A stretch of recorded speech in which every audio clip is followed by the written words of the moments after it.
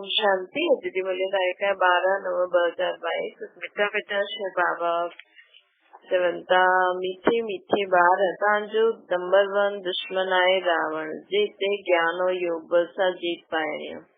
तमो प्रधान खां सतो प्रधान जरूर ठहणो। प्रश्न महीन ते महीनो गुय ॻाल्हि कहिड़ी आहे जो तव्हां ॿारनि हाणे सम्झी आहे? उत्तर सभिनि खां महीन ते महीन ॻाल्हि आहे कि बेहद जो ड्रामो सेकेंड बाय सेकेंड शूट थींदो वेंदो आहे, पोइ 5000 वर्ष वरी रिपीट थींदो आहे। जो कुछ थींदो आहे कल्प पहिरियों बि थियो हुयो, ड्रामा अनुसार थींदो आहे, हिन में मुंझण जी ॻाल्हि न आहे। जो कुछ थींदो आहे nothing new, second by second ड्रामे जी रील फिरदी रहंदी आहे।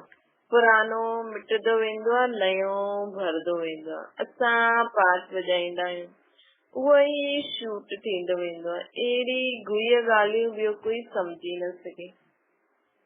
गीताए ओम नमो शिवाय। ओम शांति। ॿारनि गीत ॿुधियो कि हिकु ई सहारो आहे दुख सां छुटण जो। गायन आहे न, दुख हरता सुख करता हिकु भगवान, त ज़रूर हिकु ई अची करे सभिनि जो दुख हरदो, ॿियो ॿारनि खे सुख शांति जो वरसो ॾींदो। हिन करे गायन आहे, परंतु कल्प खे ॾाढो लंबो चौड़ो ॿुधाइण जे कारण मनुष्य कुझु बि सम्झी न सघंदा। तव्हां ॼाणदा आहियो कि बाप सुखधाम जो वरसो ॾींदो आहे, रावण दुखधाम जो वरसो ॾींदो आहे। सतयुग में आहे सुख, कलयुग में आहे दुख। ये कंहिंजी बुद्धि में न आहे कि दुख हरता सुख करता केरु आहे। सम्झदा बि आहिनि कि ज़रूर परमपिता परमात्मा ई हूंदो। भारत सतयुग हुयो, लक्ष्मी नारायण जो राज्य हुयो। ये चईंदे हुए बि जो शास्त्रनि में ॿुधियो आहे कि उते कंस जरासंधी रावण आदि हुया, हिन करे कोई ॻाल्हि ठहरदी न आहे। तव्हां ॼाणदा इहे सभु खेल आहे, तव्हांजी बुद्धि में असांजो दुश्मन पहिरियों रावण ठहींदो आहे। पहिरियों तव्हां राज्य कंदा आहियो, पोइ वामारग में राजा ई गवाए छॾियो। हिन ॻाल्हियुनि खे तव्हां ब्रह्मण ई ॼाणदा आहियो। तव्हांजो ॿियो कंहिंसां दुश्मनी तरफ़ अटेंशन न आहे। तव्हां जंहिंखे दुश्मन सम्झदा आहियो उहो कंहिंजी बुद्धि में न हूंदो। तव्हांखे हिन रावण दुश्मन ते जीत पाइणी आहे। इहो ई नंबर 1 भारत जो दुश्मन आहे। शिव बाबा जन्म बि भारत में ई वठंदो आहे। ये भी बरोबर आहे, परमपिता परमात्मा जी जन्म भूमि आहे। शिव जयंती भी मनाईंदा आहिनि, परंतु शिव अची करे छा कई कंहिंखे पतो न आहे। तव्हां ॼाणदा आहियो भारत ऊच ते ऊच खंड हुयो, धनवान ते धनवान, 100% हेल्थी वेल्दी हैप्पी हुयो। ॿियो कोई धर्म एतिरो हेल्दी न हुयो। बाप ॾिसो कीअं वेही करे ॿुधाईंदो, अबलायूं कुबजायूं साधन। उहे साहूकार माण्हू त पंहिंजी धन जी ख़ुशी में आहिनि, तव्हां आहियो ग़रीब ते ग़रीब। न त एतिरी ऊची ते ऊची पढ़ाई, ऊची ते ऊची मनुष्यनि खे पढ़णी खपे न, परंतु न पढ़ंदा आहिनि ग़रीब साधारण। तव्हां कुझु बि शास्त्र आदि न पढ़िया आहियो, ॾाढो सुठो आहे। बाप चईंदो आहे जो कुझु ॿुधियो अथव अथवा पढ़ियो अथव उहो सभु भुलिजी वञो। असां तव्हांखे नई नई ॻाल्हियूं था ॿुधायूं। सभिनि खां वॾो दुश्मन आहे रावण, जिते तव्हां ॿार ज्ञान और योग बल सां जीत था पायो। बरोबर 5000 वर्ष पहिरियों बि बाप राजयुग सिखलायो हुई, जिसां राजाई प्राप्त थी हुई। जद हाणे पोइ माया ते जीत पाइण लाइ बाप असांखे राजयुग सिखाए, इनखे ज्ञान और योग बल चइबो आहे। आत्माउनि खे बाबा चईंदा आहिनि मूंखे यादि करो, भॻवान त आहे ई निराकार, उनखे राजयुग सिखलाइण ज़रूर अचणो पए। ब्रह्मा बि ॿुधो आहे, ॾाढे जन्मनि जे अंत जे जन्म में ईंदा आहिनि। गीता में, भारत में गीता आदि ॿुधाइण वारा त ढेर आहिनि, परंतु इहो तव्हांखे कोई न चईंदो कि उहो विकार रूपी रावण ते जीत पाए। बल्कि गीता में लिखल आहे कामा शत्रु, त बि कोई गीता ॿुधाइण वारो ईअं न चईंदो मां कि विकारन रूपी रावण ते जीत पायो, मामेकम यादि करो। हीअ बि कोई न चई सघंदो। इहो त बाप ई अची करे आत्माउनि खे चईंदो आहे, हे आत्मायूं आत्म अभिमानी थियो, जेतिरो ठहींदा ओतिरो बाप खे यादि करे सघंदा, ओतिरो सतो प्रधान थींदो। तव्हां ॼाणदा आहियो असां सतो प्रधान देवी देवता हुयासीं, हाणे असां असुर ठहिया आहियूं। 84 जन्म असांजा पूरा थी विया आहिनि, इहो असांजो अंतिम जन्म आहे। तव्हां ॿार ॼाणदा आहियो असां बाप असां कि सम्झाइनि था। बाबा ही ज्ञान जो सागर, पवित्रता जो सागर आहे। इन समय तव्हांखे बि आप समान ठाहींदो आहे। सत्संग में ये ज्ञान प्राय लोप थी वेंदो। ईअं बि न सम्झो कि राज्य असांखे परम पिता परमात्मा ॾिनो अथई, ईअं बि न सम्झंदासीं। भला हाणे बाबा ॾे थो, लेकिन सत्संग में यादि न हूंदो। अज्ञान काल में भी मनुष्य चईंदा आहिनि सभु कुझु ईश्वर जो ॾिनल आहे। उते ईअं बि न सम्झंदासीं, प्रारब्ध भोगण लॻी वेंदासीं। ईश्वर जो नाम यादि रहे त बि सिमरी की बाबा असांखे ॾाढी सुठी बादशाही ॾिनी, परंतु कॾहिं ॾिनई, छा ॾिनई, कुझु बि पतो न हूंदो। उते धन बि ॾाढो रहंदो न, एरोप्लेन आदि त ॾाढा हूंदा, फुल प्रूफ। तव्हां ॿार कहिड़ी धुन में आहियो, दुनिया कहिड़ी धुन में, तव्हां इहो बि तव्हां ॼाणंदा आहियो उन्हनि जो बाहुबल, तव्हांजो योग बल, जंहिंसां दुश्मन ते जीत पाईंदा आहियो। इहा राज्य सिवाय बाप जी कोई सिखलाए न सघे। बाप चईंदो आहे मां ॾाढे जन्मनि जे अंत में ईंदो, हिन में ई अची करे प्रवेश कंदो आहे। इन में ही कल्प पहिरियों बि प्रवेश कयो हुयो। इन जो नाम मां ब्रह्मा रखियो हुयो। तव्हां सभु ॿारनि जा नाम बि आया हुया, केतिरा फर्स्ट क्लास नाम रखिया हुया न। बाबा त एतिरा नाम बि यादि न करे सघे त ॾिसो दुनिया में केतिरो हंगामो मचंदो रहंदो आहे। तव्हांखे हिते शांति में वेही बाप खे यादि करणो आहे। इहे मोस्ट बिलवेड माता पिता जो चईंदा ॿार हिन काम ते पहिरियों जीत पाए, इन करे रक्षाबंधन जो त्योहार मल्हाईंदा आहियूं। ये पवित्रता जी राखी भी ॿधंदा आहिनि। सत्य त्रेता में ये त्योहार आदि न मल्हाईंदा, पोइ भक्ति मार्ग में शुरू थींदा। बाप हिन समय प्रतिज्ञा कराईंदो आहे, पवित्र दुनिया जो मालिक ठाहींदो आहे। त पवित्र भी जरूर रहणो पए। मूंखे यादि करो त हिन योग अग्नि सां पाप दग्ध थी वेंदा। तव्हांखे सतो प्रधान ठहिणो, कोई त नापास भी थी वेंदा, जंहिंजी निशानी राम खे ॾेखारी अथई। बाक़ी कोई हिंसा आदि जी कोई ॻाल्हि कोन्हे। जेकी आत्मा हिन बाबा जी पढ़ाई में नापास थी वेंदी, उहा क्षत्रिय कुल में वेंदी। हिन करे राम जो क्षत्रिय कुल जो राजो आहे, हुनखे धनुष ऐं तीर ॾिनो अथई। तव्हां बि क्षत्रिय हुयो, माया ते जीत पाइण वारा। जीत न पाइण वारा नापास थी वेंदा। 16 कला जे बदिले 14 कला थी वेंदा। कोई सतो प्रधान, कोई पोइ रजो में भी थींदा आहिनि। वैसे पोइ राजधानी में भी नंबरवार पद हूंदा आहिनि। जो ब्रह्मा कुमार कुमारी कहलाईंदा आहिनि उहो ई वर्षे जा हक़दार थींदा आहिनि, पक्का। बाबा चईंदा आहिनि न, हाफ कास्ट ब्राह्मण, फुल कास्ट ब्राह्मण। जो पक्का वीकी हूंदा न, बाबा जी हर श्रीमत अमृत वेले खां राति ताईं फॉलो कंदा रहंदा, उहा ई राजधानी में नंबरवार पद पाईंदा। पोइ जंहिंमें जो हिन में जो पुरुषार्थ कंदो ऐं कराईंदो, ॾाढनि खे आपसमान ठाहिण जी सर्विस करणी आहे। तव्हांखे हिन अंतिम जन्म में सतो प्रधान ठहिणो आहे। ये रूहानी भट्टी आहे न, उहा जो कराची में तव्हांजी भट्टी रही, उहा त ॿी हुई। ये योग जी भट्टी ॿी आहे। ये योग बल जी भट्टी आहे, जंहिंमें किचिरो सभु निकिरी वेंदो। हुते तव्हां पंहिंजी भट्टी में हुयो, कोई सां मिलण न, कोई सां बि मिलंदा न हुयो। ये त योग भट्टी आहे, पंहिंजे लाइ महिनत करणी आहे। आत्मा ही समझदी, आत्मा ही ज्ञान ॿुधदी आहे, ऑर्गन्स वारा। आत्मा ही संस्कार वठी खणी वेंदी आहे न। जीअं बाबा लड़ाई वारनि जो मिसाल ॾींदा आहिनि न, संस्कार खणी वेंदा आहिनि। ॿिए जन्म में पोइ लड़ाई में ही हली वेंदा आहिनि। वैसे तव्हां ॿार बि संस्कार खणी वेंदव, वो जिस्मानी मिलिट्री में हली वेंदा आहिनि। मतिलबु हिते मुख्य छा आहे, असांखे बाबा ज्ञान योग जे अभ्यास वारा असांखे छा था करनि बाबा? संस्कार ही त परिवर्तन करो था न।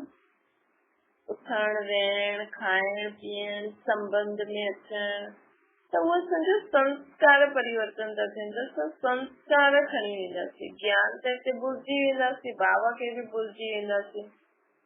जॾहिं वेंदासीं त बाबा सां गॾु वेंदासीं, लेकिन पोइ त भुलिजी वेंदासीं न, बाबा खे बि भुलिजी वेंदासीं, ज्ञान खे बि भुलिजी वेंदासीं। सिर्फ़ु हाणे संस्कार जेका ठहनि था न, उहा त बाबा चए थो कि तव्हां ॿार बि संस्कार खणी वेंदा। उहो जिस्मानी मिलिट्री में वेंदा आहिनि। तव्हां में खां तामा भी कोई शरीर छॾंदो आहे त हिन रूहानी मिलिट्री में अची वेंदो आहे। कर्मनि जो हिसाब किताब विच में चुप्तू करण वेंदा आहिनि। अहिड़ा ॾाढा हूंदा, हिक हिक जे लाइ बाप सां थोरी पुछंदासीं। बाबा चईंदो हिन सां तव्हांजो छा फ़ाइदो? तव्हां पंहिंजे धंधे में रहो, पापनि खे भस्म करण जो ख्यालु करो। इहे भोग आदि जो लॻाईंदा आहिनि, इहे बि ड्रामो आहे जो सेकेंड बाय सेकेंड थींदो आहे। ड्रामो शूट थींदो रहंदो आहे, पोइ 5000 वर्ष पोइ वरी रिपीट थींदो। जो कुझु थींदो आहे कल्प पहिरियों बि थियो हुयो, ड्रामा अनुसार थींदो रहंदो। हिन में मुंझण जी ॻाल्हि न आहे, जो कुझु थींदो nothing new. Second by second drama जी रील फिरदी रहंदी आहे।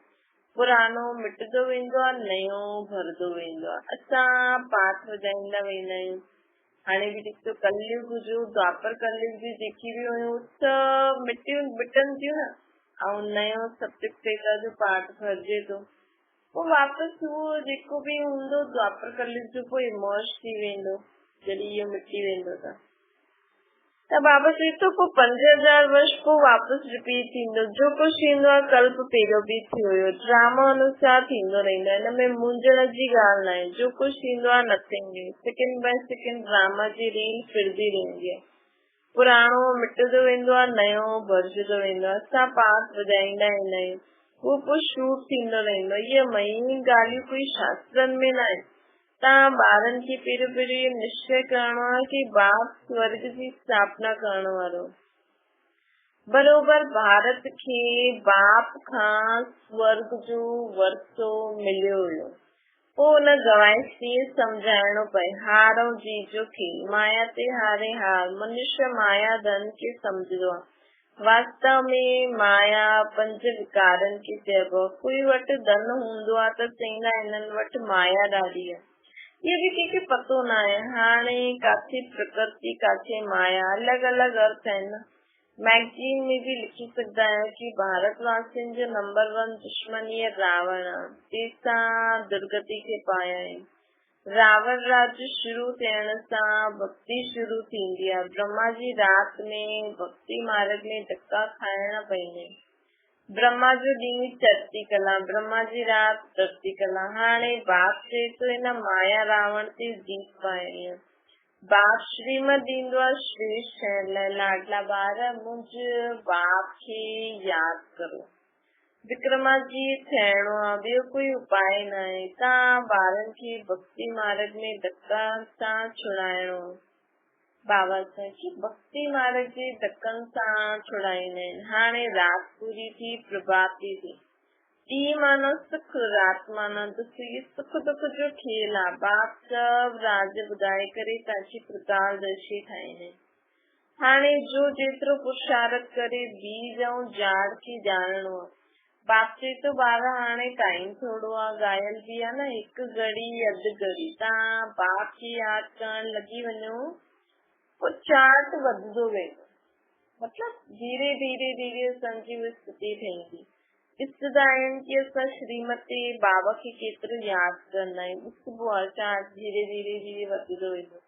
बाबा त सिखाइण वारो आहे, पुरुषार्थ असांखे करणो आहे। बाप जा पुरुषार्थ कराइण वारो आहे। बाप खे त लव आहे, ॿार कंदा रहंदा आहिनि। उन्हनि जा त सभु आत्मायूं ॿार ठहिया। पोइ ब्रह्मा कुमार कुमारी भाउ भेण वरसो त ॾाॾे खां मिलंदो आहे न। ईश्वर औलाद पोइ प्रजापिता ब्रह्मा मुख द्वारा तव्हां ब्रह्मन ठहिया आहिनि।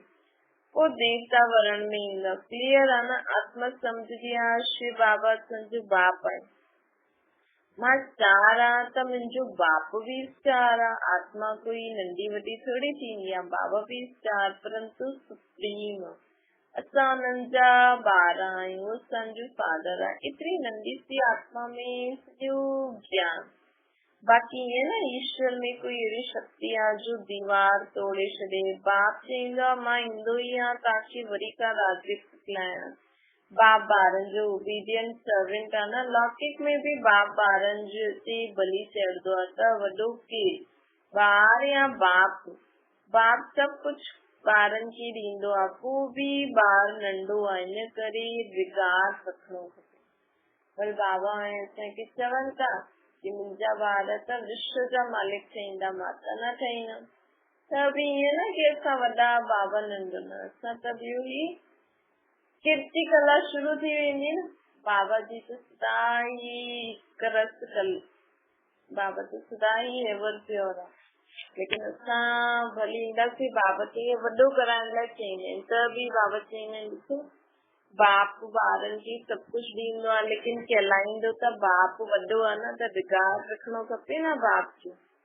बाप जे अॻे पहिरियों ॿारनि खे बलि चइणो आहे, तॾहिं बाप 21 बार बलि छॾंदा। भक्ति मार्ग में बि ईश्वर कुझु न कुझु ॾींदा आहिनि, हुनजी एवज में पोइ बाबा बि ॾींदा आहिनि। हिते त आहे ही बेहद जी ॻाल्हि, चईंदा बि आहिनि तव्हां सभु ईंदा आहियो, तव्हां ते बलियारी वेंदो। न भक्ति मार्ग में चईंदा आहिनि जॾहिं तव्हां ईंदव त असां तव्हांजे मथां बलियारी वेंदासीं। त बाबा जे मथां हाणे हिकु जन्म बलियारी वेंदासीं, असां जो बाबा चईंदो कंदासीं त बाबा 21 जन्म बलियारी वेंदा असांजे। असां 21 जन्म असांखे जो खपे उहो ॾींदो। हाणे उहो समय अची वञे करे बाबा प्रश्न पुछंदा आहिनि तव्हांजे केतिरा ॿार आहिनि, पोइ ख़्याल में ईंदो आहे त हिकु शिव बाबा बि बालक आहे। हाणे ॿुधायो तव्हांजो कल्याण कहिड़ो बालक कंदो? शिव बाबा त कंहिं चयो शिव बाबा शिव बालक कंदो, त हुनखे वारिस ठाहिणो खपे न। हीउ समय अहिड़ो अचे थो जो कोई कंहिंजो क्रियाक्रम करण वारो ई न रहंदो। इन करे बाप चए थो देर सहित सभु कुझु त्यागे करे ट्रस्टी थी करे श्रीमत ते हलो। हाणे हाल ॾिसूं था न, घर में ॿार ई माँ बाप खे नथा पुछनि त दुखी था थियनि न। लेकिन अगरि पहिरियों खां ई परमात्मा खे पंहिंजो ॿार ठाहे रखनि ऐं हुनजी पालना भले करनि, लेकिन कोई कंहिंसां कोई उम्मीद न रखणी आहे सिवाय हिकु बाप। सभु कुझु ट्रस्टी थी करे श्रीमत ते हलो, परमात्मा जे संग कोई बि कहिड़े समय भी कहिड़ी भी आत्मा असांखे धोखो ॾे, साथ छॾे, लेकिन बाबा त रहंदो। कम से कम असां हर्षन में त न ईंदासीं न। डायरेक्शन ॾींदा रहंदा आहिनि, तव्हांजी सेवा कंदा आहिनि, तव्हांखे स्वर्ग जो मालिक ठाहींदा आहिनि। बाबा चईंदा आहिनि मां त निष्कामी आहियां, सर्व जो सदगति दाता हिकु बाप ही मां निष्कामी आहियां। हिकु निराकार परमात्मा ही हिकु अहिड़ी आत्मा आहे जो निष्कामी आहे, जेके कुझु बि एतिरो सुठो कंदो आहे लेकिन हुनखे हुनजो फल न मिलंदो आहे। मतिलबु कोई प्राप्ति जे लाइ बाबा पाठ नथो हुजे। तो सभु माण्हू सुठो बि कंदा आहिनि त चलो हिन जन्म में न त भले कुझु बि न, लेकिन हुनखे ॿिए जन्म में मिलंदो त आहे, भले उहो कुझु घुरे बि न त बि मिलंदो। उहो एवर पावन आहे। बाप चए थो ॿार मददगार ठहो, असांजो मददगार खोया पंहिंजो मददगार थिए। छा मीठी मीठी सिकिन जे ॿारनि प्रति माता पिता बाप दादा जो यादि प्यार ऐं गुड मॉर्निंग। रूहानी बाप जी असां सभिनि रूहानी ॿारनि खे नमस्ते। असांजी बि रूहानी माता पिता बाप दादा खे यादि प्यार गुड मॉर्निंग और नमस्ते। दाना जे लाइ मुख्य सार सदा पंहिंजी धुन में रहणो आहे, पंहिंजे पापनि खे भस्म करण जो ख़्यालु करणो आहे, ॿियनि ॻाल्हियुनि जे प्रश्ननि में न वञणो आहे, पंहिंजे संस्कारनि खे परिवर्तन करण लाइ योग भट्टी में रहणो आहे। ॿियो आहे देह सहित सभु कुझु त्याग, पूरी ट्रस्टी थी करे श्रीमत ते हलणो आहे। बाप जो पूरो रिगार्ड रखणो आहे, मददगार ठहिणो आहे। वरदान आहे मुंहिंजे पंजे अधिकार खे समाप्त करे क्रोध व अभिमान ते विजय थियण वारा कर्म बंधन मुक्त ठहो। जाते मुंहिंजे पंजो अधिकार रखंदा आहियो कि ये शो कयो, ये मुंहिंजी आहे या मुंहिंजो आहे, त क्रोध व अभिमान अची मोह या अभिमान या मोह अची वेंदो। लेकिन ये सेवा जो साथी है न कि मुंहिंजा अधिकारी आहिनि, मुंहिंजो कोई अधिकार न आहे हिननि जे मथां। इहे सिर्फ़ सेवा जा साथी आहिनि। जॾहिं मुंहिंजो ई न आहे, सम्झंदा आहिनि न भई मुंहिंजो थी करे ईअं थो करे, मां मुंहिंजी सेवा में साथी थी करे ईअं थो करे, मुंहिंजो किथे आहे? त सभु बाबा जो ई आहे न। सिर्फ़ असां सभु सेवा जो साथी हिकु साथ था करूं। तो जॾहिं मुंहिंजो न त क्रोध मोह कर्म बंधन में न, त कर्म बंधन खां मुक्त थियण लाइ हिकु बाप खे पंहिंजो संसार ठाहे छॾियो। हिकु बाप ॿियो न कोई, हिकु बाप ई संसार थी वियो त कोई आकर्षण ई न थींदो, कोई कमज़ोर संस्कार जो बि बंधन न रहंदो। सभु मुंहिंजो मुंहिंजो हिकु बाप में समाइजी वेंदो। स्लोगन आहे, मास्टर सर्वशक्तिवान वो आहे जो समय प्रमाण हर गुण हर शक्ति के कार्य में लगाए। समय अहिड़ो आहे, लेकिन त बि असां दुखी था थियूं, परेशान था थियूं, सम्झो कोई अहिड़ी ॻाल्हि सहन नथी थिए, हाणे चऊं त बसि मूंखे सहन नथी थिए, परेशान था थियूं, लेकिन हिकु तरफ़ से तो असां मास्टर सर्वशक्तिवान आहियूं, ॿियो तरफ़ से तो असांखे सहन नथो थिए, त चओ न मां सहनशील आत्मा आहियां।